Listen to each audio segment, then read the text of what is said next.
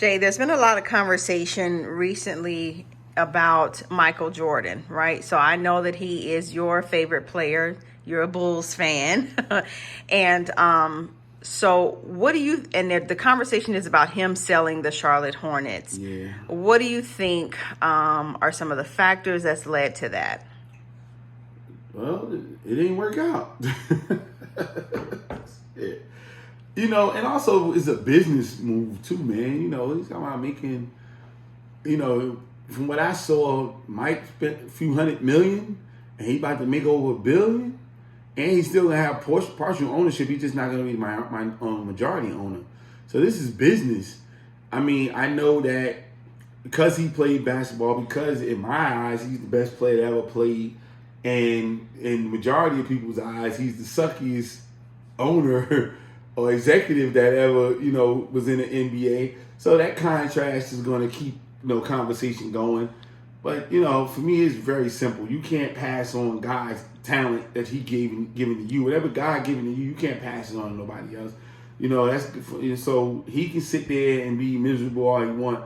Like you barely, any of the greatest players in the world are not good executives, and they haven't been great coaches. So it is what it is. It was always a role player, somebody who wasn't the one who's watching the person who's scoring 40 points a night became great executive. Joe Dumars, great defensive player for the Detroit Pistons, great role player. He was a starter, but he was never the best shooting guard in the league, but an amazing defender, amazing team player, two-time champion. He was a great executive for Detroit.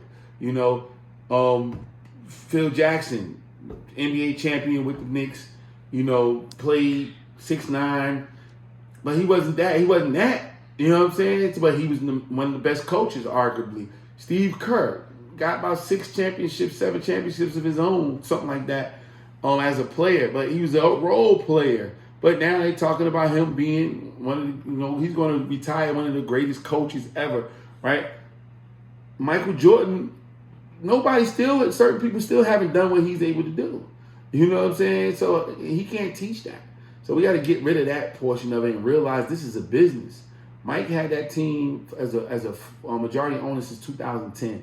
He did what he was supposed to do on the back end. Now, on the outside, on the basketball tip, I think Mike failed as far as that. And I think as a winner, he would want the team to have more of a winning culture. That didn't happen. But from a business, if the reports are right, he bought the whole organization, the majority stake in the organization, about almost $300 million or something like that. And he's going to make like 1.5 or 1.4 billion or something crazy. Like, hey, great business move, Mike. And then again, now he's going to be a minority owner, still get a check, still do what he do, still be around the game of basketball, which he's probably going to die around the game of basketball, And that's that. But this is a great move. Now somebody else can come on and take it to the next level.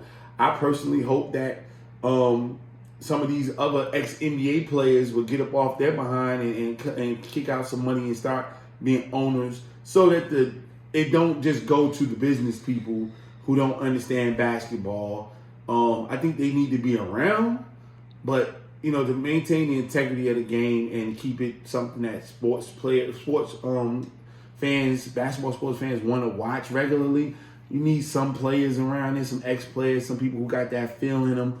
If you look at what Damian Lillard was talking about, how I saw a thing with him and J.J. Redick, and he was saying how when he came into the league, it was a lot of veterans around, and it was teaching him how this NBA thing was done, and he's saying now it's not the same for these kids, and I fear that same situation will happen with Charlotte Hornets and other teams that possibly come in, be an expansion of other people selling off their teams. Like, it's going to be the newcomers that just analytics out, not real basketball aficionados, never played the game, just working from a computer space. And so that's going to suck. But yeah, Michael Jordan selling the team is an amazing business move for Michael Jordan. And whatever the name of his enterprise is, that's what I think about that move. I think it's a great business move. And we need to be trying to figure out how to get a business for 200, 300 million and make another $1 billion profit off of it. I think that'd be dope.